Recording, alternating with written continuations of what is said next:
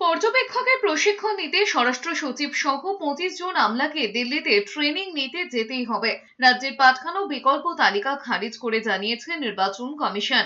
পশ্চিমবঙ্গ ছাড়াও অসম, কেরল, তামিলনাড়ু ও পুদুচেরিতে বিধানসভা নির্বাচন উপলক্ষে পশ্চিমবঙ্গের 25 জন সিনিয়র অফিসারকে কেন্দ্রীয় অবজারভার হিসেবে নিয়োগের তালিকা প্রকাশ করে কমিশন। সেই তালিকায় স্বরাষ্ট্র সচিব জগদীশ প্রসাদ মিনা সহ 15 জন IAS এবং 10 জন IPS এর নাম রয়েছে।